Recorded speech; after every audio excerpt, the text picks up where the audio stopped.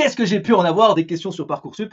Et si on n'en faisait pas une petite vidéo? Bonjour à tous, j'espère que vous allez bien, c'est NT, ton super coach Passlas, et aujourd'hui dans cette vidéo, je vais répondre à toutes les questions des parents d'étudiants qui veulent faire Passlas.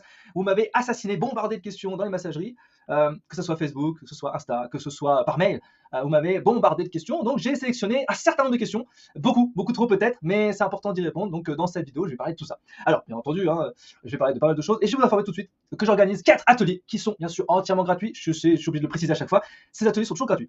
Donc il y a un atelier qui va se dérouler à partir du lundi 23 février, le deuxième atelier le mardi 24 février, le troisième atelier mercredi 25 février, l'atelier 4 sera le jeudi 26 février 2026, ça sera toujours à la même heure, 20h30, 21h30, ce sera le soir, et on va parler d'orientation Passlas, stratégie DE Parcoursup, projet motivé, lettre de motivation Parcoursup, etc. Vous avez compris, tout ça gratuitement, et en fait l'idée c'est extrêmement simple, vous allez m'envoyer toutes vos lettres, vous allez m'envoyer tous vos projets motivés, toutes vos stratégies, etc. Et on va démêler tout ça, je vous enverrai un questionnaire, d'accord, qui sera sous cette vidéo, tout simplement. Vous pourrez cliquer et remplir déjà votre dossier de telle manière à ce que je puisse réabsorber les éléments. Et on fera, à travers cet atelier, ces différents ateliers, eh ben, on échangera ensemble. D'accord, c'est très important que vous compreniez ça. C'est-à-dire que je vais vraiment vous aider à construire votre projet Parcoursup.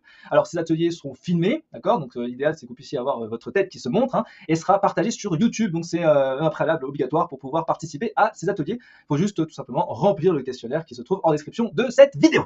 Voilà, alors, ça, c'est l'atelier. Alors, participez, franchement, chaque année, vous êtes très nombreux à participer, c'est cool, et ça vous aide énormément, donc ça vaut le coup de le faire. C'est sûr, donc du coup, la semaine du 23 au 26 février.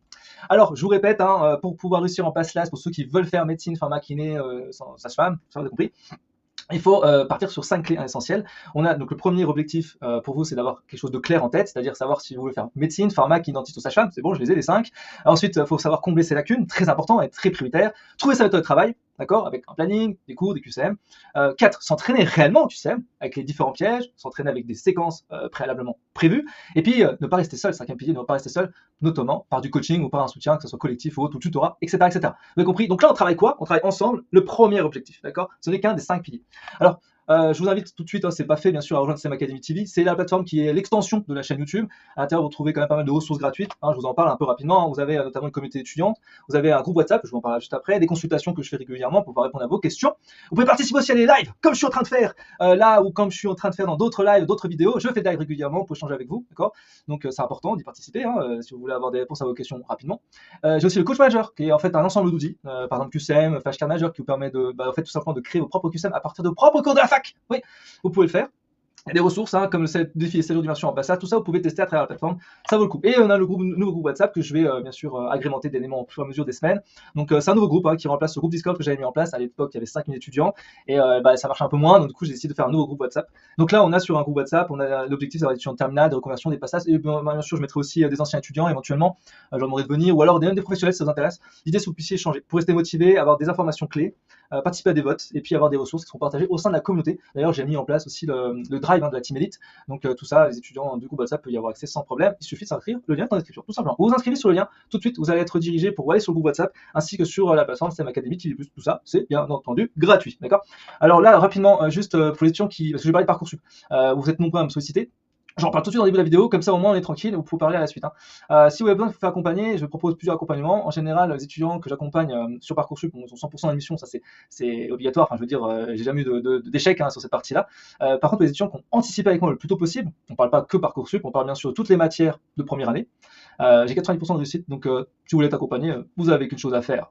MT, voilà, une chose en tête. De toute façon, en tous les cas, que je vous accompagne ou pas, vous êtes accompagné par moi à travers les vidéos YouTube. C'est inévitable. À un moment donné, vous tombez sur mes vidéos YouTube parce que vous en avez besoin. Alors, je propose deux accompagnements très simples, j'en parle pas trop longtemps, juste j'ai objectif orientation qui vous permet justement de travailler sur tous les panoramas des métiers de la santé. Vous avez des doutes pour comprendre un peu ce qui peut se passer en termes de perspective d'évolution, de carrière, tout ce qui va être lié aux différentes voies possibles, des passerelles, les reconversions, bref, vous avez énormément de possibilités. Même l'étude à l'étranger, on peut regarder ça ensemble s'il y a besoin. Et vous avez d'ailleurs un plan d'action qui est concret. Ça, c'est le premier accompagnement. Et le deuxième accompagnement, c'est Parcoursup. Concrètement, là, c'est pour travailler vraiment la décision des vœux, tout simplement, sur les orientations possibles, recherche des mots-clés, des formations, des masters, etc., qui sont en adéquation, élaborer toutes vos lettres de motivation. C'est moi qui les rédige. Je rédige toutes vos lettres. Bien sûr, je vous demande un petit travail au préalable, mais je vais relire, rédiger et reconstructurer vos lettres, d'accord, et puis vous aider au maximum sur votre dossier Parcoursup. Ça, je le fais chaque année et je vous suis bien sûr jusqu'à la fin de la mission, phase complémentaire, bien entendu. Voilà. Bon, bah, je précise aussi qu'en ce moment, je suis complet. Donc, merci encore pour tous ceux que j'accompagne. C'est toujours plaisir. Et si bien entendu vous êtes intéressé par mon accompagnement, vous pouvez vous inscrire en liste d'attente, d'accord, à travers l'adresse contact@coachingmindteam.com, d'accord, pour être averti des places qui se libèrent. Concrètement, là, je suis complet. J'ai déjà accompagné la moitié d'étudiants. On a déjà fini hein, pour la moitié d'étudiants le dossier Parcoursup.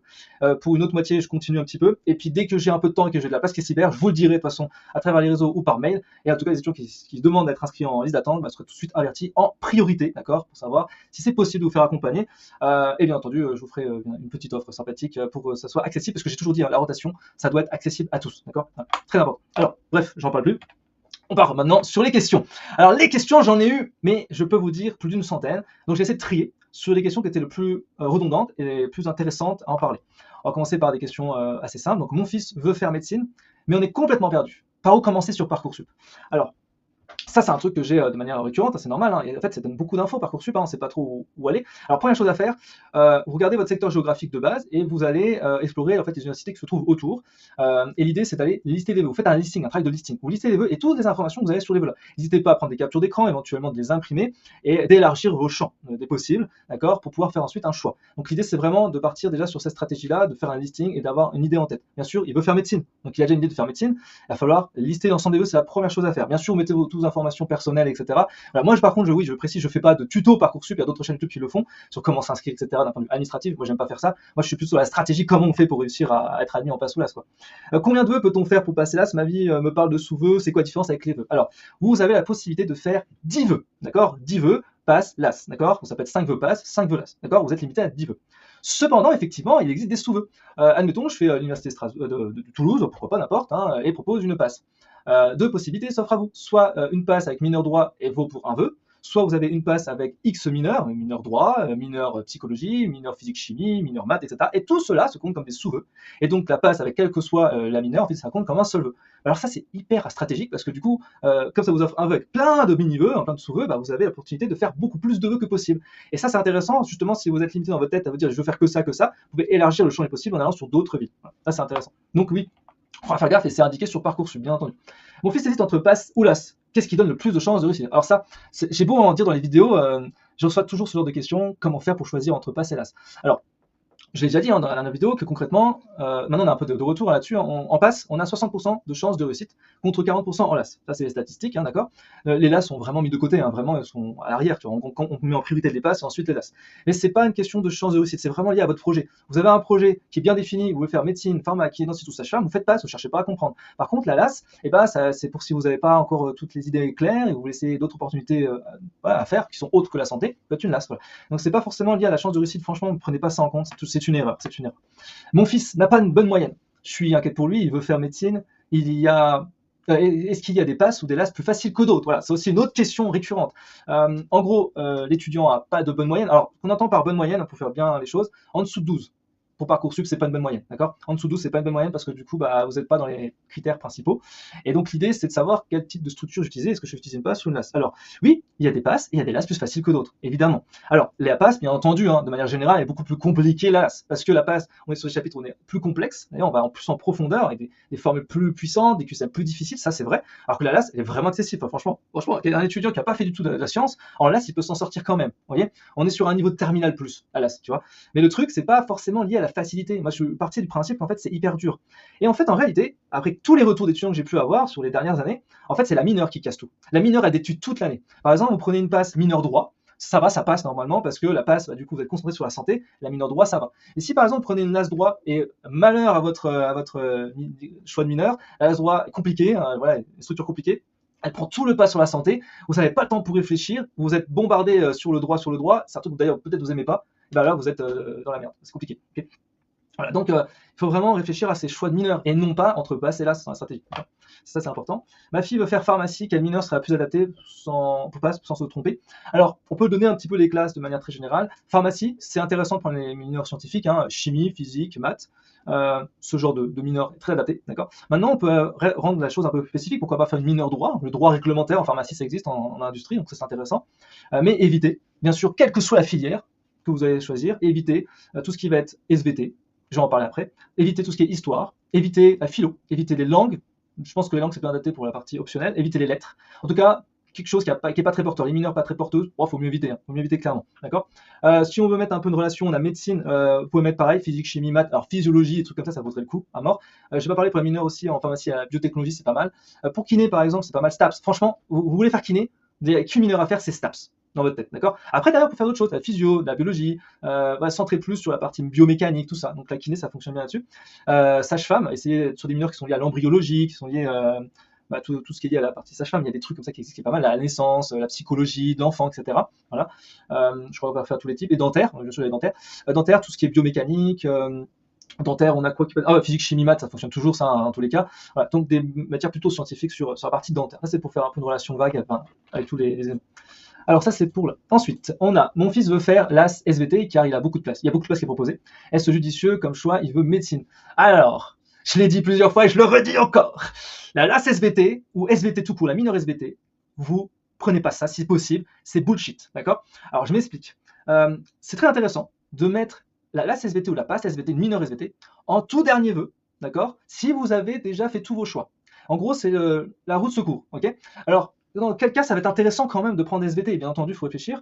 Ça va être intéressant pour les étudiants qui sont en reconversion ou en réorientation, on verra la différence après, où tous les critères sont mauvais. En gros, vous avez tous les critères que j'ai pu dire dans la dernière vidéo, je le réciterai dans la vidéo si vous avez besoin, mais tous les mauvais critères. En gros, les critères, mauvais secteur géographique, pas bon choix de spécialité, de mauvaises notes, d'accord, un projet motivé déglingué, d'accord, pas de lettre de motivation, rien, vous avez tout qui est négatif. Là, vous aurez toujours une chance en SVT en général, toujours une place. Parce que voilà, c'est très facile d'accès, il n'y a pas un problème, quelle que soit d'ailleurs la fac, c'est assez facile d'avoir SVT, d'accord. Mais c'est vraiment pas une bonne idée. Pourquoi? De manière très simple. Si vous faites une licence SVT, en fait, vous allez vous amener vers un master, par exemple, sciences de la vie, pas très intéressant, pas très spécialisé. Vous vous retrouvez bloqué en master. Pourquoi? Parce que vous avez le choix entre travailler dans la vie active. Vous avez jamais travaillé aucun boulot pour sciences, un master en SVT, c'est évident. Il y a seulement le CAPES que vous pouvez passer pour devenir prof au lycée, pourquoi pas, mais ça sert à rien de faire tout ça pour ça. Et puis doctorat, c'est mort parce que vous serez en concurrence directe avec les doubles cursus, notamment pharmacie ou médecine, n'importe. Mais vous serez en double concurrence, donc ça vaut pas le coup. Donc SVT, c'est bullshit, ne faites pas ça si possible. Voilà. Je l'ai déjà dit plusieurs fois, je le redis. Mon fils a 15 de moyenne, il a fait des SP physique, chimie, maths complémentaires, il veut médecine. Est-ce qu'on peut mettre uniquement des passes dans ses vœux? Alors, il y a un piège, bien entendu. Alors, je vous ai dit, un étudiant qui a une très bonne moyenne, donc au-dessus de 16, on est tranquille, pour faire simple. Donc 15-16, c'est bon, on est tranquille. En plus, il a les bonnes spé. Physique, chimie, maths, complémentaire, nickel. Donc là, il n'y a vraiment pas de difficulté à ce qu'il ait une passe, concrètement. Mais il y a quand même des règles à respecter. Il faut bien sûr qu'il rajoute des critères comme le secteur géographique, proche. Il faut bien entendu qu'il ait un dossier quand même motivé, un projet motivé qui est assez béton, pour pouvoir choisir des passes. Maintenant, est-ce qu'il faut mettre que des passes? Non, surtout pas, faites pas ça. Il faut mettre à peu près 60 à 70% de passes et 30 à 40% de LAS quand on a une bonne moyenne. D'accord? Quand on a une bonne moyenne, je vous explique bien. Et du coup, ça veut dire quoi? Ça veut dire que il va falloir privilégier le secteur géographique dans un premier temps. Donc si par exemple tu es à Paris, tu vas pouvoir mettre des passes à Paris, ça peut être toujours une opportunité. Alors faites attention, les très grandes villes, on en parlera après, sont très prisées. Et donc même avec une très bonne moyenne, c'est compliqué. Et il y a beaucoup d'étudiants chaque année, je comprends pas, j'avais 18 de moyenne et je n'ai pas obtenu de place. Vous voyez ça d'ailleurs dans les articles en ligne, plein d'articles qui me disent ouais j'ai une super note et tout. Je comprends pas, j'ai pas eu de place. Bah oui, parce qu'en fait, beaucoup d'étudiants n'ont pas rempli le dossier. Ils se sont dit, il n'y a pas besoin, j'ai des bonnes notes, j'ai pris des SP qu'il fallait, j'ai ma fiche à venir avec des bonnes appréciations, ça suffit. Et le dossier, j'en ai rien à faire. Pas de la motivation, je remplis rien, ça suffira. Et ils se sont fait avoir. Donc, il faut bien remplir. Vraiment, même si vous avez des bonnes notes, il faut bien remplir. C'est important. D'accord? Voilà. J'essaie d'en parler un peu plus vite. Alors, en NT, est-ce vraiment un algorithme ou des personnes de l'université regardent le dossier pour faire la sélection? Ah, la fameuse question de l'algorithme. Je me fais déglinguer chaque année dans les commentaires. Il n'y a pas d'algorithme et tout. Si, il y en a un, bordel. Il y en a un d'algorithme dedans. Alors en fait, je vous explique, c'est très simple. Alors ça a évolué depuis des années, depuis quelques années. La toute première année, il y avait vraiment un algorithme très simple avec des mots-clés clairs. Donc il y avait en gros en fait, chaque partie de votre projet motivé, en fait, c'est un algorithme de mots-clés. Donc par rapport au secteur que définit l'ARS, pour faire simple, d'accord? Donc c'est pour ça qu'il faut mettre des mots-clés pertinents, etc. Donc il y a un algorithme, vraiment il y a un algorithme. Et maintenant, il y a une nouveauté. Depuis 2-3 ans, ils ajoutent des critères spécifiques à chaque université. Donc chaque université va ajouter des critères avec ses propres mots-clés, ses propres convictions, besoins, etc. Pareil, tout ça c'est défini par les ARS, ce qu'on appelle les agences régionales de santé. C'est eux qui définissent les besoins dans les professionnels de santé dans les 5 ans à venir, pour faire simple. Et du coup, si on a besoin de plus de médecins dans une ville, et le critère d'université, ça va être je veux plus de médecins, donc je veux chercher tel ou tel profil, d'accord? Et donc, ils vont mettre à la fois des compétences humaines, sociales et des compétences techniques, scientifiques. Donc, c'est pour ça qu'ils vont mettre des critères de plus en plus précis. Et donc, bien entendu, il y a un algorithme. Et je voudrais quand même préciser un truc pour qu'on comprenne bien les choses. Dans Parcoursup, on a deux systèmes. On a le système sélectif et le système non sélectif. Le système sélectif, c'est typiquement les écoles d'ingénieurs. Concrètement, on va faire une école d'ingénieur, je sais pas moi, par exemple, à Strasbourg, voilà, une école d'ingénieur dans les matériaux, n'importe. Et bah, on va avoir un dossier à remplir, il va être très, extrêmement précis, avec une note de motivation, et on va être potentiellement appelé, alors on va avoir un entretien téléphonique ou même physique. Là, c'est sélectif, d'accord? On a vraiment un humain en face de nous, avec un jury, d'accord? Vous êtes dans une situation où c'est une filière non sélective. Ça veut dire que concrètement, vous balancez tout sur Parcoursup, il n'y a aucun humain qui va venir vérifier ça, d'accord? Sauf cas exceptionnel et égalité, d'accord? Et sinon, vous n'allez jamais faire un entretien. Donc c'est une filière non sélective, donc c'est uniquement dédié avec un algorithme. Voilà. Je clôt le débat, voilà, vous pouvez faire ce que vous voulez, mais je sais ce qui se passe. Est-il pour les motiver, c'est une vraie lettre ou c'est du remplissage? Alors, le projet motivé, qu'est-ce que c'est? Pour faire simple, alors attendez que je note 2-3 trucs, que j'oublie pas les infos. Dans le projet motivé, vous avez plusieurs cadres. Vous avez notamment l'expérience d'encadrement et d'animation. Donc ça veut dire concrètement, est-ce que vous avez déjà encadré du monde, des enfants ou autres dans vos expériences, hein? Peut-être pas, peut-être que oui. Si c'est le cas, vous le mettez. Si c'est pas le cas, vous projetez de le faire. Ok, stratégie, on verra ça ensemble dans les ateliers. L'engagement citoyen, est-ce que vous avez fait du bénévolat, oui ou non? Voilà, c'est très important de mettre les termes bénévolat et lié à la santé si possible, par exemple la Croix-Rouge, hein, n'importe quoi. Mais c'est important de montrer votre engagement citoyen. Vous avez une rubrique aussi sur l'expérience professionnelle, est-ce que vous avez déjà eu de l'expérience ou pas? Alors si vous en avez eu, c'est bien, mettez-les. Si vous n'en avez pas eu, bah, essayez de mettre le peu d'expérience que vous avez forcément d'expérience quelque part, même si ça paraît faible, essayez de le mettre, c'est très important. Et puis l'ouverture au monde, en gros, est-ce que vous apprenez des langues, vous avez fait des voyages, est-ce que vous faites du sport, des concours ou autre? Très important de mettre ça en avant. Voilà, ça c'est sur le projet motivé pour faire ça, d'accord? Et à pas confondre avec la lettre de motivation, d'accord, dédiée Parcoursup. On en parlera après. NT, faut-il parler d'un plan B dans le projet motivé? Si mon fils échoue en dentaire, il veut faire boulanger, ça n'a rien à voir. Alors dois-je le mentionner? Alors je vous déconseille, si de mettre ça, enfin effectivement de mettre ce type de plan B. En revanche, c'est intéressant d'avoir un plan B et de l'indiquer quand même. Il veut faire dentaire, c'est très bien. Si jamais il échoue, il faudra par exemple qu'il mette qu'il veut faire assistant dentaire. Okay, en fait, l'idée, c'est vraiment de dire qu'il faut être dans la prolongation du projet initial, que ça soit dans cohérence. Okay, c'est tout à fait normal de vouloir faire ça. Tu veux faire médecine, tu échoues, tu veux faire infirmier, par exemple. Okay, faut que ça soit logique. Tu veux faire pharmacien, tu échoues, tu fais préparateur en pharmacie. Il faut que ça reste dans la lignée. Okay, c'est plus logique. Pour Parcoursup, ce sera comme ça, et c'est plus adapté. Par contre, évitez de mettre des doublons, comme par exemple, je veux faire médecine, et si j'échoue, je veux faire kiné. Voilà. Il faut que ça soit une seule filière spécifique pour Parcoursup. Comme ça, vous êtes tranquille, il n'y a pas de problème. Ok, continuons. On est en train de remplir son dossier Parcoursup. Est-ce qu'il faut mettre toutes ses notes, même les mauvaises? Est-ce qu'on peut en inventer, etc. Bon, bref, c'était un peu la panique là. Non, vous ne pouvez pas inventer des notes parce que vous devez indiquer les bulletins. Donc les bulletins, forcément, on ne peut pas falsifier ça, quoi. Donc il y a des bulletins, donc on ne peut pas inventer des notes. Et on doit tout mettre, même les mauvaises, d'accord? C'est important de tout mettre. Ce qui va regarder l'algorithme dans Parcoursup, ça va être justement la progression. Est-ce qu'on est passé de 8 à 12? Même si la 12, ça veut dire qu'il y a une progression. Donc son projet est cohérent, c'est un critère positif. En revanche, est-ce qu'il avait 15 et est passé à 8? Ça, c'est un critère négatif, un bilan pas positif. Donc, il faut regarder comme ça. Ensuite, j'ai regardé ta vidéo sur l'aide de motivation. Merci encore. D'ailleurs, j'en ai plusieurs, des vidéos sur l'aide de motivation. Là, justement, ça me fait peur. Mon fils ne sait pas comment s'y prendre, que faire. Regardez la vidéo masterclass sur l'aide de motivation. Je vous explique avec des exemples concrets comment la réaliser. Alors, il y a des petites évolutions par rapport aux années passées. Donc, c'est pour ça que je vous encourage à venir à l'atelier sur l'aide de motivation pour savoir la rédiger avec moi. En gros, vous me balancez votre lettre et je vous la refais en direct. Ça vous va? Ok, c'est pas mal. Vous allez voir, ça n'a rien à voir avec une note de motivation pour un job. Ça n'a rien à voir, strictement rien à voir. Surtout qu'on est limité à 1500 caractères. Donc ça fait une demi-page. C'est super chaud. Franchement, c'est super dur. À l'intérieur, pour faire simple, il faut avoir une problématique très forte, donc un problème dur qu'il faut savoir résoudre. Il faut donner des statistiques de manière très simple. Il faut expliquer le pourquoi nous on veut faire ça, le comment on va faire ça, d'accord, de quelle manière on va devenir dentiste, etc., le cheminement, les masters ou les DU qu'on veut potentiellement faire avec l'université, d'accord, on va sélectionner ça, et où est-ce qu'on veut travailler plus tard, à quel endroit, il faut être précis, d'accord, c'est important d'avoir au moins ces éléments-là. C'est pour ça que c'est pas évident, voilà.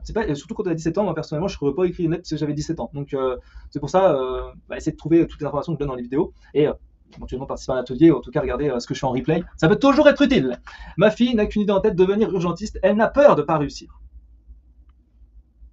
Ouais, est-ce que rater passe? C'est rater sa vie, si elle rate, que faire? Ok, alors, la crainte d'échouer, pour ça c'est souvent, c'est normal, c'est tout à fait évident.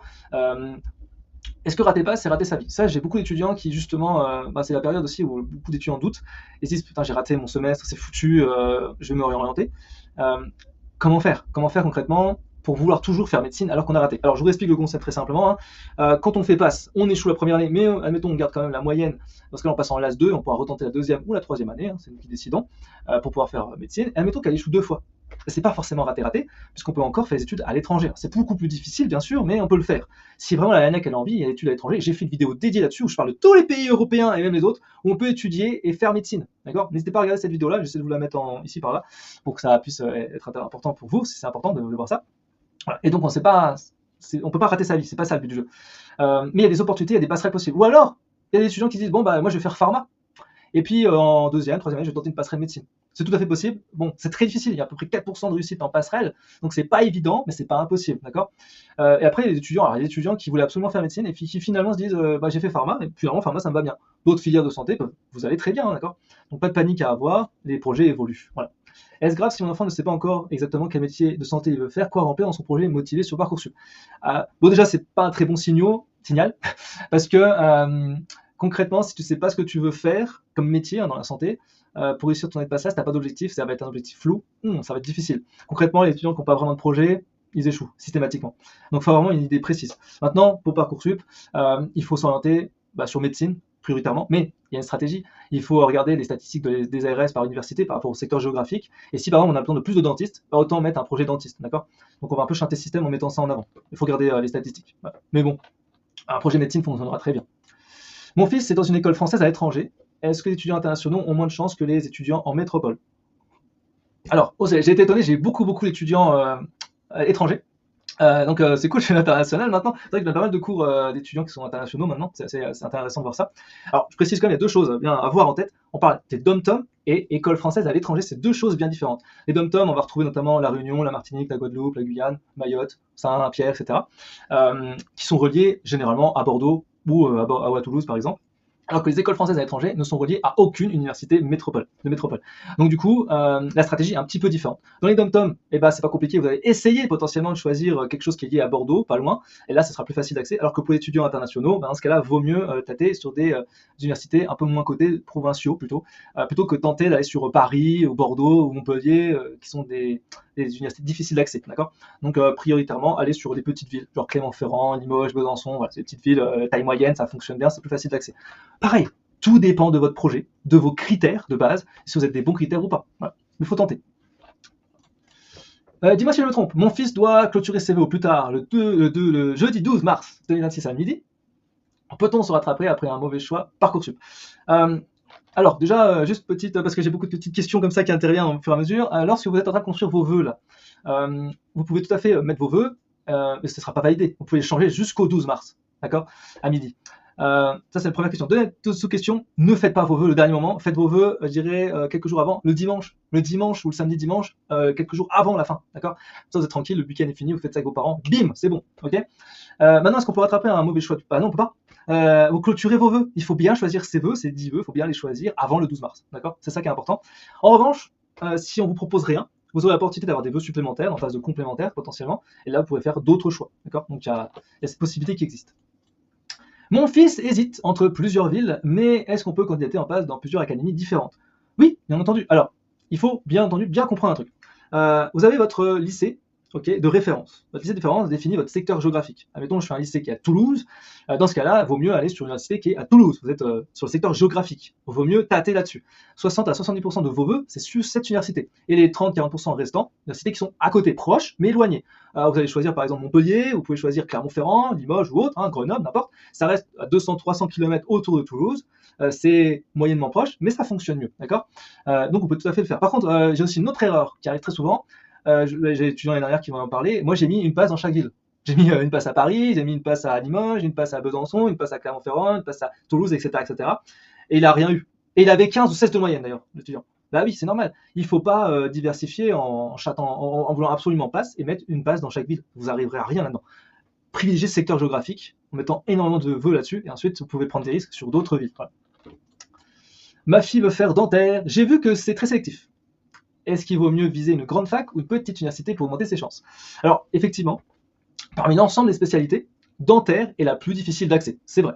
Si on prend le ratio, par exemple, admettons, on va proposer 100 places en médecine, alors qu'en dentaire, on peut proposer 10 places. Donc c'est très peu. Maintenant, il faut bien faire gaffe à plusieurs choses. Déjà, la promo. Je vois beaucoup d'étudiants, ils disent « Ouais, je veux faire dentaire, j'ai choisi tel vœu, parce que justement, il y a plus de places proposées en dentaire dans cette université. Par exemple, on propose 25 places, alors que d'autres, on propose 5 places. » Mais oui, mais est-ce que vraiment tu as regardé le nombre de personnes qu'on peut admettre dedans? C'est-à-dire que concrètement, si on a une promo, on a 25, mais on a 2000 étudiants, c'est pas très intéressant. Alors que si on a 5 étudiants, mais on a que 140 ou 100 étudiants, c'est très intéressant, ok? Alors qu'il y a très peu de place. Plus la promo est petite, bizarrement, et plus c'est facile de réussir l'année quand même, ok? Ça, faut bien le comprendre.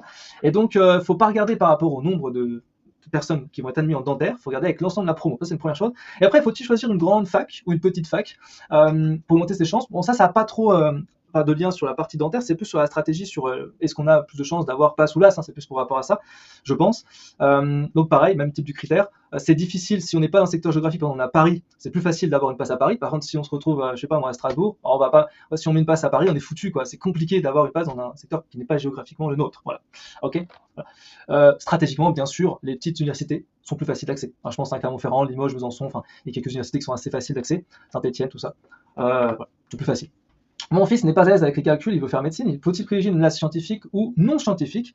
On ne sait pas trop quoi faire. Alors, j'ai beaucoup de retours, effectivement, par rapport à ça. Des étudiants qui ne sont pas à l'aise sur les matières scientifiques ou qui n'ont pas forcément les bases solides là-dessus et se disent je vais plutôt faire plutôt une mineure qui n'est pas scientifique, donc du droit, de la philo, des trucs comme ça. Déjà, il y a une stratégie à obtenir, c'est qu'effectivement, quand on fait droit, philo, c'est une autre manière d'apprendre. Du coup, on n'a pas ce genre de double doublon d'apprentissage comme si on faisait SVT, on a de la bio en plus à apprendre des bourrages de crâne. Mais par contre, le calcul, c'est extrêmement puissant parce que l'avantage du calcul, on n'a pas à apprendre grand-chose. On apprend comment utiliser la formule dans tous les cas possibles. Oui, c'est difficile, bien sûr, mais on n'a pas besoin d'apprendre, on a besoin de s'entraîner. C'est une autre approche. Donc, si t'es pas à l'aise en calcul, c'est vraiment pas ton truc. Effectivement, il vaut peut-être mieux aller sur quelque chose de non scientifique, enfin non calculatoire plutôt. Ça sera très bien c'est une bonne idée. Mais pour médecine, il faut trouver le lien. Donc droit de la médecine, ça fonctionne bien par exemple. Mais il faut trouver le bon lien, d'accord? Donc oui, à la limite, si tu te sens pas à l'aise de refaire le premier niveau sur le calcul, prends plutôt une classe non scientifique, effectivement. Voilà. NT, j'ai fait passe mineur droit l'an dernier. J'ai échoué ce semestre et je veux me réorienter en passe mineur chimie. Est-ce que c'est possible? Comment faire? Alors ça, ça c'est la période, hein. C'est vraiment la période là. Ça c'est une question récente. Concrètement, beaucoup d'étudiants en ce moment veulent se réorienter.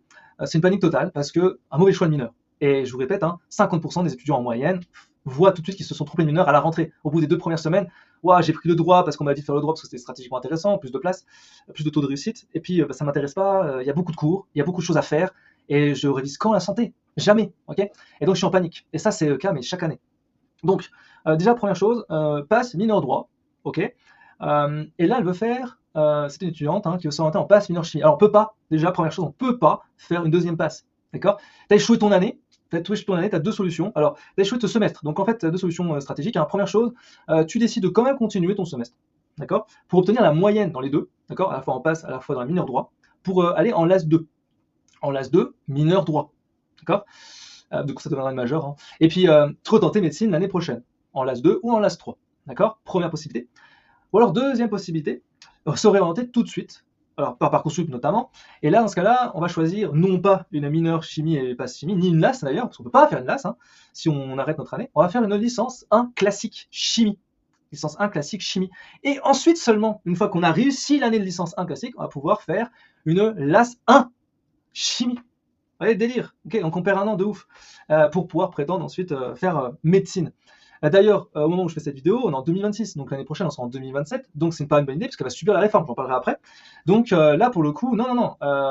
Moi je dirais que la meilleure stratégie là pour toi tout de suite, même si tu as échoué le semestre, c'est de continuer le semestre pour avoir la moyenne dans les deux, faire une LAS 2 mineur droit, même si tu veux pas faire du droit, tu commences à un majeur droit, mais c'est chiant, mais je sais c'est comme ça. Quand on se trompe de mineur, on se retrouve bloqué dans sa mineure, c'est ce que j'arrête pas de dire. Donc du coup t'as pas le choix, tu vas faire ta LAS droit, ta LAS 2 droit, et tu vas essayer de tenter médecine. C'est la seule solution que je vois pour quand même essayer de tenter médecine sans perdre une année de plus. Okay, sinon ça va être la galère. NT, tu as parlé d'une réforme, justement je parlais de la réforme. Sur la première année, peux-tu nous en dire plus? Si mon enfant passe l'année prochaine, est-ce qu'il pourra retenter médecine à nouveau ou il doit subir cette réforme? Alors là on est en 2026. Ce qui va se passer, c'est qu'en septembre 2027, il n'y aura plus passe LAS, d'accord? Et donc, il y aura une seule voie unique. Ce qu'on sait en fait réellement, c'est que ça va être un peu un retour de la PACES. La PACES, en gros, c'était une seule voie commune, unique, d'accord, pour les études de santé. Et en fait, ils veulent quand même garder un peu le concept des mineurs et tout ça parce qu'ils se sont attachés à spécialiser des étudiants rapidement. Donc, ce qui va se passer concrètement, c'est qu'on aura une sorte de PACES avec des UE optionnels sur par exemple, du droit, de la philo, des langues et tout, qui seront dans le parcours, mais qui ne seront pas comme une seconde filière. Parce que là, en fait, concrètement, vous avez la PACE avec la partie santé et vous avez une mineure autre que santé que vous devez subir. C'est-à-dire que concrètement, vous avez 2 filières en parallèle à faire. Galère de ouf pour tous les étudiants. Faire les deux en même temps, moi j'ai pu voir les étudiants en pleurs à chaque fois parce que y a des contrôles continus, on n'arrive pas à réviser la santé, comme on avance, on a des cours tout le temps, comment on fait pour réviser, bref. Moi à l'époque à passer c'était plus facile à réviser. Là avec les deux filières, c'est la galère totale. Et on voit bien avec les notes d'ailleurs. Mais concrètement, ouais, c'est pour ça que le revenir à l'ancien système, en ajoutant uniquement des UE optionnels, qui fait qu'on va spécialiser l'étudiant quand même, mais sans lui pousser à une nouvelle filière, permet justement de continuer à spécialiser l'étudiant tranquillement, étape par étape, année après année, sans perdre le fil. Voilà. C'est donc une bonne idée. Maintenant, on ne sait pas trop comment ça va se passer. Donc, si vous pouvez profiter du système PASSLAS tout de suite et réussir votre année, ça serait idéal parce qu'on ne sait pas ce qui va se passer. Moi, personnellement, la PASSLAS a été bénéfique parce que j'étais la toute première année de la réforme et les étudiants qui étaient en redoublant ont subi ça. Et du coup, ils étaient un peu paumés, tout avait changé pour eux et bon, ça a créé une faille intéressante pour moi et j'ai pu réussir comme ça. Mais on ne sait pas ce que l'avenir nous réserve. Voilà. Donc, prenez ce qu'on vous donne. NT, je suis en reconversion professionnelle, j'ai 36 ans, je rêve depuis toujours de faire médecine. Est-ce que les universités regardent l'âge en PASSLAS? Non. On s'en fout de l'âge. Ce qui compte, c'est le projet professionnel. Alors, pour accompagner plutôt énormément d'étudiants en reconversion, souvent, c'est quelque chose qui a été manqué, c'est-à-dire une opportunité manquée. D'étudiants qui font, par exemple, je sais pas moi, agent immobilier, qui font traductrice dans des langues étrangères, des choses qui n'ont rien à voir, même pâtissier, boulanger, j'ai vu beaucoup de types de profils différents, et qui avaient qu'une chose en tête, c'est faire médecine, même à des étudiants. Alors moi, les étudiants, des fois, ils sont 50 ans. Tu te dis, mais pourquoi ils veulent faire médecine à 50 ans? En fait, c'est souvent parce qu'ils ont loupé quelque chose, une opportunité. Alors, ils savent très bien que voilà, ils seront médecins à 60 ans, et ils s'en foutent en fait. Ce qu'ils veulent, c'est kiffer leur vie et pas louper ça, ne pas regretter quoi. Et donc concrètement, ces étudiants-là, on va regarder le projet professionnel, la cohérence de tout ça. Et l'expérience professionnelle est intéressante parce que plus on a d'expérience, plus on a des critères intéressants sur la partie compétences humaines et sociales. Et donc, c'est une bonne stratégie pour demander pour Parcoursup justement médecine. Alors bien entendu, je répète encore, la différence entre réorientation et reconversion. Réorientation, c'est on a déjà fait PASSLAS éventuellement, et on veut changer de mineur, concrètement. C'est une réorientation. Une reconversion, c'est autre chose. On a fait plein de choses dans notre vie, et puis on veut se reconvertir, on va faire médecine. Donc là, nouvelle stratégie, on va aller sur Parcoursup, on va voir que c'est un peu la galère, il faut remettre les bulletins de notes d'il y a 10-15 ans, des fois on les a pas, il va manquer des éléments, on va vous demander des trucs en plus. Voilà, peut-être j'en ferai une vidéo dédiée sur les reconversions si ça vous intéresse, dites-moi en commentaire. Et du coup, l'approche est un peu différente. Et on me demande toujours, faut-il faire PASSLAS quand on est en reconversion? Alors c'est vrai que vous êtes délétère, vous n'êtes pas prioritaire. D'accord, même après l'orientation, donc il vaut mieux aller tenter des trucs plus de sécurité, donc aller plus sur des LAS qui sont plus sécuritaires et plus accessibles peut-être pour vous, parce que peut-être vous n'avez pas les connaissances sur la partie physique, chimie, maths, et se remettre à niveau, c'est pas si simple. Voilà, il faut le dire que vous le faites par contre. Et donc dans ce cas-là, je vous encouragerai éventuellement à faire davantage de LAS et mettre quelques passes quand même au cas où si vous voulez tenter un truc. Et voilà, c'est plus sécuritaire avec les LAS, mais là pour le coup, il faut se faire accompagner. Là, ça c'est évident. Les 3 cas d'étudiants que j'accompagne sont des reconversions. Donc si c'est votre cas, voilà, faites appel à moi tout simplement. Dans ta dernière vidéo, tu parles d'activités extrascolaires. Est-ce que ça compte vraiment? Oui. Activités extrascolaires, ça peut être bien sûr du sport, si vous faites des compètes, voilà, c'est intéressant, même du bénévolat, ce qui est lié à la santé, si vous faites des stages d'observation, si vous faites de l'encadrement, tout ça, bref, tout ça, ça compte. C'est des mots-clés qui sont pertinents sur Parcoursup, il faut le mettre. Très important. Il y a beaucoup d'étudiants, ils mettent rien. Ils mettent rien. Ouais, il y en a qui font ça, ils vont mettre rien, puis allez, on verra ce que ça donne. NT, je prépare mon dossier Parcoursup. Est-ce que les universités comparent les dossiers entre elles? Alors, vous pouvez faire ce que vous voulez. Les universités ne regardent pas les vœux que vous mettez. Ils ne peuvent pas avoir accès à ces informations-là, d'accord? Et ils ne vont pas recouper l'information. C'est-à-dire que si vous mettez une lettre qui est différente d'une autre université à une autre, ils ne vont pas regarder puisqu'ils ne vont pas y avoir accès. Ils vont avoir accès que... en fait, ils ont une partie dossier. Ils font votre dossier pour l'université, d'accord? Pour votre vœu que vous avez choisi. Donc, ils ne peuvent pas se retrouver avec des informations liées entre elles. C'est pas possible, ça. Mon fils s'inquiète, il pense pas pouvoir avoir de proposition à cause de ses notes. Est-ce que la phase complémentaire peut sauver sa situation? Oui. Alors, déjà, je voudrais vous dire un truc très simple. Je ne sais pas si vous regardez à quel moment vous regardez cette vidéo, mais il va se passer une phase de l'attente extrêmement longue entre, on va dire, un peu avant la période du bac jusqu'à la fin du bac, en gros les notes du bac, où vous allez être en liste d'attente, si vous n'avez pas eu de proposition, en liste d'attente, et ça va être le stress total. Je sais, je reçois beaucoup de messages à ce moment-là. Le stress total parce que ça avance pas dans la liste d'attente en fait, tout simplement. Et c'est normal, les étudiants ils font leur décision après le bac, donc c'est normal. Et si justement vous êtes toujours en phase d'attente après toutes ces phases-là, on peut vous proposer d'autres vœux, des vœux où on a des places disponibles. Et dans ce cas-là, à ce moment-là, vous allez choisir les vœux en plus. Et à partir de ce moment-là, vous allez avoir des places proposées. Bien entendu, ce ne sera pas vos vœux de préférence. Donc beaucoup d'étudiants me disent ouais j'ai choisi ça parce qu'on m'a proposé ça et c'est tout. Et je suis pas très content, mais j'ai pas le choix. Voilà. Donc ça peut vous sauver votre situation. Et je sais très bien que les étudiants qui ont eu ça, en fait ils sont dans votre tête, il faut qu'ils réussissent, sinon ils arrêtent. Voilà. La plupart ont arrêté, d'accord. S'ils n'ont pas réussi, ils ont arrêté. NT, je n'ai pas les moyens de me payer une prépa ni de payer mon loyer sans travailler. Est-ce que les jobs étudiants sont un handicap pour faire PASSLAS? Donc là, effectivement, c'est une autre question qui est en dehors de Parcoursup, mais je l'ai gardée quand même. Il y a beaucoup d'étudiants dans cette situation où il faut faire un job étudiant en parallèle. Moi, personnellement, c'est ce que j'avais. J'étais étudiant, voilà, je devais payer le loyer, payer l'essence et tout, j'étais en galère, mes parents ne m'ont jamais vraiment aidé. Qu'est-ce que j'ai fait moi? Je suis quoi moi? Je suis prof. Et j'ai donné des cours. Et c'était très intelligent de ma part. Pourquoi? Parce que je faisais des cours de première et de terminale, et tous les exercices que je donnais aux étudiants, c'était des exercices de niveau PASSLAS. En fait, c'était par exemple, on fait le pH, ok, un truc qu'on voit en première par exemple, j'ai fait le pH, mais j'ai associé à la santé, donc je vais faire le pH du sang par exemple. Et du coup, j'ai une relation directe avec ce que je suis en train d'apprendre. Non seulement j'aide l'étudiant, le lycéen, mais en plus, moi j'apprends en plus, en parallèle. Donc c'est très malin. Trouvez un job de ce type-là. Par contre, je vous déconseille vivement de faire des jobs qui vous fatiguent, genre travailler au McDo, au Quick ou autre. Ça va vous pomper votre énergie, vous allez vous tuer à la tâche pour rien. Donc faites un job qui est plutôt simple, d'accord, qui vous demande pas trop d'énergie, qui est suffisant pour payer votre loyer et puis votre essence et un peu quoi manger, et c'est tout, d'accord. Voilà. Mais c'est pas incompatible, mais c'est compliqué, c'est compliqué. Mon fils veut faire neurochirurgien.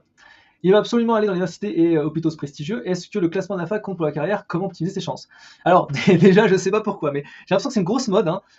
Je n'ai énormément qui veulent faire neurochirurgien. Je sais pas, vous me direz dans les commentaires si c'est à cause de Grey's Anatomy ou autre, mais j'ai l'impression que les séries télé vous ont beaucoup influencé. Ça m'a moi-même influencé. Hein. Moi, quand j'ai fait ma première année de PACES, j'ai regardé à fond Dr House et j'avais qu'une idée en tête, devenir diagnosticien. D'ailleurs, ok, c'était mon seul objectif. C'est pour ça que j'ai fait pharmacie, pour faire ensuite pharmacien biologiste et faire du diagnostic, parce que qui fait du diagnostic réellement, si on veut dans la précision, de type Dr House, hein, c'est les pharmaciens biologistes. Voilà. Et du coup, c'est absolument dans ma tête, je veux absolument faire comme ça. Voilà. C'était marrant. Et du coup, ça m'a motivé toute mon année. Donc peut-être que c'est à cause de ça que vous voulez faire neurochir. Bref, et neurochir, ça fait partie des métiers prestigieux, avec grosse carrière, compliqué, plus de 12 ans d'études, d'accord, avec de l'apprentissage continu sur toute sa vie. Donc forcément, idéalement, ce serait bien d'aller dans une université et hôpitaux prestigieux, d'accord. Alors, il va falloir privilégier des endroits où il y a des CHU. CHU, c'est les centres hospitaliers universitaires. Ok, il faut bien regarder ça. Et donc, oui, il y a des classements internationaux, il faut les regarder. Alors, on n'est pas très bon, on est de moins en moins bon, hein, clairement. Mais ouais, il y a des hôpitaux très intéressants à Paris, à Toulouse, à Bordeaux, à Montpellier. Bref, vous avez des hôpitaux très intéressants, d'accord.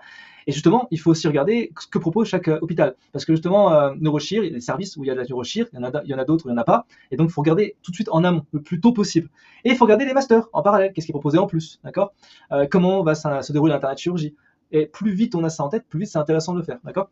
Et après, pour faire neurochir dans des universités ou hôpitaux prestigieux, vaut mieux tout de suite avoir tous les critères positifs. Très bonne note dans toutes les matières, les bons choix de spécialité, bien consolider son dossier Parcoursup, bien entendu, bien choisir le bon secteur géographique et tout ce que je vous ai dit en termes de critères, d'accord. Si vous avez tout ça positif, vous pouvez tenter votre chance de mettre davantage de passes très sélectifs et très difficiles d'accès sur votre secteur géographique. Voilà. Et donc vous pouvez toujours tenter. Bien sûr, si vous faites une LAS, bien entendu, vous pouvez toujours faire neurochir, bien entendu. Tant que vous avez la filière MMOP, hein, c'est ça le but du jeu. Okay, et après, vous pourrez choisir comme vous voulez la filière sur la suite logique de votre parcours. Mon fils est stressé à l'idée d'échouer en PAS, j'ai peur qu'il échoue, cela l'impacte psychologiquement et qu'il ne fasse plus rien ensuite. Est-ce que c'est pas la maman qui est en stress? Je pense que c'est la maman qui est plutôt en stress. Parce qu'en fait, concrètement, ça arrive très souvent, des étudiants qui, justement, en première année, ont échoué leur PAS LAS, et après, qu'est-ce qu'on fait, quoi? Qu'est-ce qu'on fait? Est-ce qu'on arrive à rebondir facilement? C'est vrai que c'est pas quelque chose de facile. J'en ai fait pas mal de vidéos, beaucoup d'étudiants qui se posent des questions. Est-ce qu'on va faire autre chose complètement ou est-ce qu'on va retenter? Moi, dans l'idée, c'est si tu veux absolument faire un métier de santé, tu peux retenter. Donc l'idée, c'est de retenter un maximum. Par contre, si tu vois que la première année était trop difficile, c'est vraiment pas fait pour toi, dans ce cas-là, il vaut mieux se réorienter le plus vite possible sur un métier. Soit tu veux rester en santé, tu fais du paramédical, soit tu veux changer complètement de métier, tu fais autre chose. Okay, d'accord? Mais c'est important de rebondir vite. Voilà. C'est important ça. Mon fils hésite entre médecine et kiné. Est-ce qu'on peut viser plusieurs filières MMPK en même temps et comment remplir sur Parcoursup? Alors, pour Parcoursup, idéalement, il faut un seul projet. Mettez pas médecine et kiné en même temps. Vraiment, restez sur médecine, d'accord? Ou au kiné. Un des deux, mais pas les deux. Ou alors, vraiment, si c'est lié, d'accord, vous pouvez le faire. Exemple, ce serait bon, ça peut être médecine du sport, avec kiné, ça marche, par exemple. Si c'était sage-femme, vous pouvez mettre gynécologue. Okay, il faut que ça soit lié. En fait, les deux spécialités doivent être liées. Après, est-ce qu'on peut faire plusieurs spécialités quand on est en passe à suivre? On peut faire autant, vous pouvez faire 5 si vous voulez. Mais idéalement, vous pouvez en choisir 2. C'est l'idéal. 2, c'est bien. Par exemple, faites médecine kiné, ou médecine dentaire, médecine pharma. En fait, au second semestre, vous avez le temps. Vous avez vraiment le temps de réviser. Donc, je vous conseillerais de prendre 2 spécialités. Pas forcément pour optimiser vos chances, mais pour apprendre davantage, rester dans le move et tout. Et puis ensuite, on verra pour son classement, vous pouvez choisir. Beaucoup d'étudiants disent ouais, je veux pas pharma, je veux médecine, mais je choisis pharma au cas où. Et les étudiants qui ont choisi pharma au cas où, ils vont choisir pharma par défaut, ils ont réussi, admettons, et se disent peut-être je vais faire la filière de passerelle, donc au bout de la deuxième, troisième année, on peut faire la passerelle, hein, je vous répète qu'on peut faire ça. Pharma médecine, très difficile d'accès, en passerelle, moins de 4%, c'est pas impossible. Mais par contre, beaucoup d'étudiants qui finalement font pharma par défaut se disent finalement c'est pas mal pharma, au bout de la deuxième, troisième année, moi je vais rester en pharma, c'est plutôt bien finalement. Donc voilà, les projets évoluent, comme je dis. Sur Parcoursup, restez bien entendu sur un seul projet. Voilà. Pour bien choisir son projet, vérifiez les besoins de l'ARS par rapport au secteur géographique. Mon fils veut faire PAS, je préfère qu'il fasse un BTS, au moins il s'assure d'avoir un diplôme plus tôt. Je sais pas trop quoi faire, comment le convaincre en gros. Alors, on va débunker ça direct. Moi aussi, mes parents m'ont poussé à un moment donné à pouvoir faire un BTS pour m'assurer un diplôme plus tôt. Maintenant, ça change totalement. Quand on réussit son année, on rentre en filière MMOPK, D'accord? Donc on est en deuxième année de médecine, admettons, et ça veut dire qu'en troisième année, on va obtenir un diplôme de niveau licence, licence de médecine générale, d'accord? Et ensuite, en master, on aura un diplôme de médecine approfondie, pour faire simple, d'accord? Donc on a toujours quand même un niveau de diplôme, même si on arrête ses études de médecine en plein milieu du cursus, tant qu'on a fait la troisième année, on aura un niveau de licence, et quand on va faire la cinquième année, on a un niveau master. Donc on a quand même quelque chose, ok? Maintenant, il y a aussi un autre truc avec le BTS, quel que soit le type de BTS. Maintenant, il est préférable de continuer à faire une licence, puis bien souvent, on demande même de faire un master. Et même quand on fait un master, après, pour trouver du boulot, bah, c'est la galère. Et quelle que soit la filière en BTS, hein, je dirais que c'est toujours un peu la galère de trouver de l'emploi, alors que si on tente quand même médecine, même si on va échouer peut-être éventuellement, mais qu'on tente et qu'on réussit, on est assuré d'avoir un boulot. Les professions de santé, vous savez, hein, c'est trop plié, on a une pénurie énorme. Donc là, vous réussissez ça, vous êtes sûr d'avoir un métier derrière, d'avoir un salaire et d'être tranquille, d'accord? Donc, faut tenter. S'il veut faire médecine, bah, faut tenter le coup, hein. Ma fille veut faire médecin, je suis moi-même médecin. Je connais la difficulté de la première année, comment puis-je l'aider sans lui mettre la pression? Alors ça, je vais vous expliquer. Alors il y a deux gros cas. On a beaucoup d'étudiants, leurs parents sont pas médecins, d'accord? Font pas un métier de santé. Donc ils sont pas passés par la première année. C'est le meilleur profil pour un étudiant parce que comme le parent ne connaît pas en fait la stratégie de la première année, la difficulté que c'est, il va l'aider de manière structurelle. D'ailleurs, en gros, il va l'aider à s'organiser, acheter des bouquins, acheter des livres, acheter des cahiers, acheter des stylos. Il va construire avec lui le bureau pour qu'il soit parfait pour réviser. Et puis, il va le laisser un peu tranquille, d'accord? Ça, c'est le cas le plus intéressant, d'accord? On parle du principe, bien sûr, où il reste à la maison. S'il est en dehors de la maison, c'est autre chose. Et pour l'étudiant où les parents sont médecins, là, c'est la galère. Parce qu'en fait, que le parent médecin lui foute ou pas la pression, bah, lui-même a la pression. Parce que si ses parents sont médecins, il va absolument qu'ils réussissent, forcément. Et donc, il a une pression supplémentaire. Il ne doit pas échouer. Et ça fout la pression à l'étudiant. Et pour avoir accompagné beaucoup d'étudiants qui, justement, sont dans ce cas-là, ils ont une pression supplémentaire que le parent décide de lui mettre ou pas la pression. Et donc la stratégie, en fait, moi je dirais, c'est il faut pas le laisser tranquille, mais il faut structurer différemment. Donc ça va se jouer sur l'échange, et il vaut mieux dans ce cas-là lui expliquer. Alors c'est très très malvenu du parent d'essayer de donner des conseils. Je sais, c'est compliqué. Moi à mon époque, je faisais comme si, je faisais comme ça, etc. Non, non, franchement, n'essayez pas de faire des conseils. Il vaut mieux éviter. Hein, ça marche pas. En fait, ça va bloquer l'étudiant. Il va plus vouloir réviser. Notamment, éviter de leur imposer des choses. Et éviter aussi de leur poser des questions techniques, parce que peut-être que vous avez des connaissances forcément sur la première année, même si c'est des fondamentales, et si vous voulez lui poser des questions, ça va le stresser, mais de ouf. Alors, faut surtout pas faire ça. Le plus simple, c'est de dire, bah, concrètement, tu vas faire quoi aujourd'hui? Ok, tu as prévu de réviser tel chapitre, c'est très bien, etc. Si jamais tu veux en parler, t'en parles. Si tu veux pas en parler, t'en parles pas.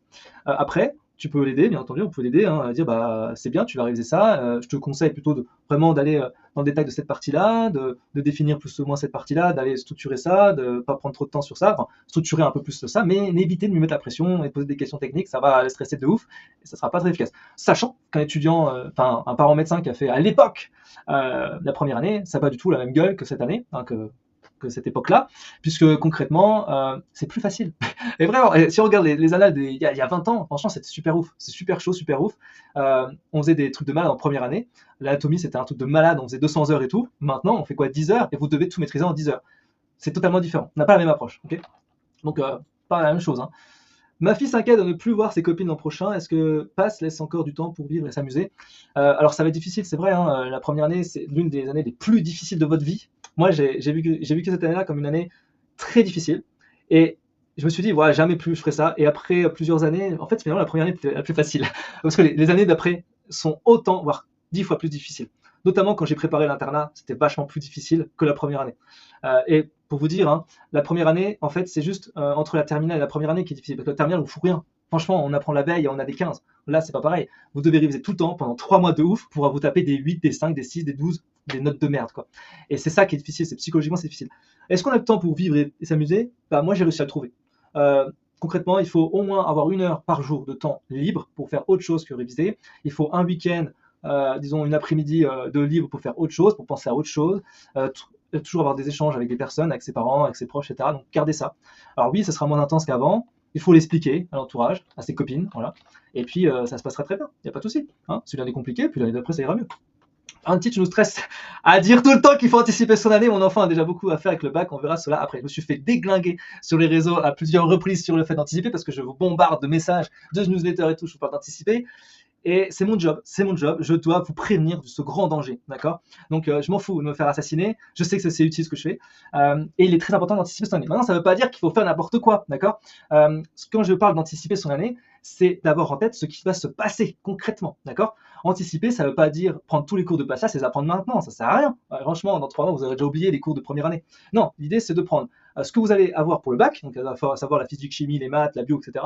Et faire le lien avec les premiers chapitres de passage pour savoir si justement il y a des ponts logiques et qu'il faut garder en tête les chapitres là. C'est ça que ça veut dire anticiper, d'accord? Donc c'est ça la première chose à faire. Ensuite, on va parler un peu de méthode, bien entendu. La méthode qu'on a en terminale, elle est pourrie. On travaille avec pour le lendemain, c'est très bien. Mais l'idée, c'est d'avoir une méthode qui va être durable sur le temps. Donc l'idée, c'est de distiller ça de manière que ce soit le plus long possible. Donc une méthode en fait où on va apprendre sur du long terme pour que ça reste en tête en septembre et que ça continue comme ça à être profitable. Parce que l'idée, c'est de trouver sa méthode de travail avant le mois de septembre. Ben oui, c'est toujours l'idéal. Donc si vous pouvez anticiper 4 à 6 mois à l'avance, c'est l'idéal. Et clairement, je le dis, hein, les étudiants qui ont anticipé leur année, ils ont eu beaucoup plus de réussite que les autres étudiants. C'est évident. C'est pour ça que je le dis. Voilà. Bim, on n'en parle plus. J'ai regardé ta vidéo sur Parcoursup, mon fils remplit pas mal de critères et c'est vraiment utile de se faire accompagner sur Parcoursup. Alors c'est très simple. Par rapport à Parcoursup, si vous avez besoin de vous faire accompagner, ce sont par rapport à plusieurs critères très simples. Vous êtes en réorientation. Vous avez déjà fait une place ou une LAS et vous n'êtes pas forcément dans le rôle du classement. Vous êtes en doute total. Là, il faut vous faire accompagner si vous ne voulez pas faire de bêtises. Vous êtes en reconversion professionnelle. Vous n'êtes pas prioritaire sur Parcoursup. Vous ne savez pas forcément les bases scientifiques, etc. Oui, il faut vous faire accompagner. C'est pour ça que majoritairement sur Parcoursup, j'accompagne des reconversions professionnelles. Parce que c'est vraiment, il y a des doutes là-dessus, on n'est pas sûr des prix, il ne faut pas faire n'importe quoi, c'est important. Ou alors, deuxième autre critère, si vous êtes étudiant en terminale mais avec des mauvaises notes, des 8, des 9, des 10, vous êtes ligne, limite, en dessous de 12, vaut mieux se faire accompagner sur Parcoursup par rapport à ça. Voilà. C'est un peu idée générale. Sinon, pour le reste, vous n'avez pas besoin de moi. Avec toutes les vidéos que j'ai pu faire, normalement, si vous suivez les conseils, c'est bon. Et tout ça gratuitement, c'est le but du jeu, d'accord? Pour ça, je vous invite à participer aux ateliers, d'accord? Participer vraiment aux ateliers. Donc, on a 4 ateliers. Je vous ai mis toutes les informations en ligne. Vous, en bas, vous vous inscrivez, vous remplissez à travers le questionnaire. Plus j'ai d'informations, plus c'est précis, plus vous pouvez participer. Et bim, on envoie du lourd, ok? C'est le but du jeu, voilà. Je pense avoir terminé. C'est bon, j'ai terminé. Il y avait beaucoup de questions et j'ai fait moins d'une heure. Mais c'est énorme, énorme. Je pensais pas que j'allais faire 1 heure de FAQ. Et j'avais encore plus d'une trentaine de questions, j'ai dû sélectionner. Si vraiment vous pensez que c'est nécessaire que je fasse une autre vidéo FAQ, si vous avez d'autres questions, peut-être que j'ai pas répondu, dites-le moi en commentaire, c'est très important. Si vous avez des questions, vous voulez avoir un avis sur votre dossier Parcoursup, envoyez-moi toutes les informations sur mail, par mail, hein, d'accord? Je vous ai mis de toute façon toutes les infos en description. Je les avis, ça reste gratuit, donc vous pouvez poser vos questions, j'y répondrai avec plaisir, bien entendu, c'est important, d'accord? Voilà, j'espère que cette vidéo vous aura donné pas mal de pistes, d'accord? Je vais faire pas mal d'autres vidéos à ce sujet-là, donc vous inquiétez pas, et je vous dis à très vite, ciao, ciao, ciao, ciao, ciao, ciao!